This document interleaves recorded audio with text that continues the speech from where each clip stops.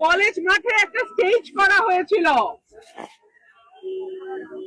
আমার প্রতিপক্ষ বা প্রতিদ্বন্দ্বী তাদের লোকজন গিয়ে ওই স্টেজ ভেঙে দিয়েছে এবং আজকে বাধ্য হয়ে আমি আপনাদের দরজায় দরজায় গেছি, শেষমেশ গাড়ির উপরে দাঁড়িয়ে বক্তৃতা দিচ্ছি।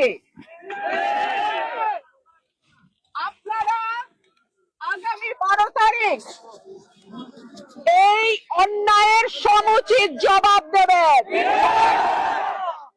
আমি চিত্রা নদীর উপরে যে রাস্তাটা, ব্রিজটা, সেইটার ডিও লেটার আমি যখন সংসদ সদস্য ছিলাম তখন দেয়া হয়েছে। এটা নিয়ে দেন দরবারও হচ্ছে।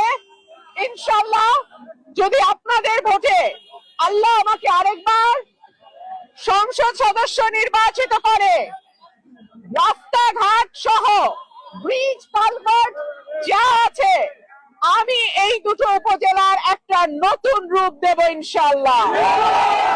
আমাদের যে পরিকল্পনা, যেটা আপনারা চেয়েছেন, রাজাপুর কাকড়িয়া ধোবাজাইলের যে রাস্তাটা, সেইটা আল্লাহ যদি আপনাদের ভোটে আমাকে এমপি নির্বাচিত করে, সেই রাস্তা আমি শুরু করব এবং ইনশাআল্লাহ 5 বছরের মধ্যেই সেটা আপনারা দেখতে পাবেন।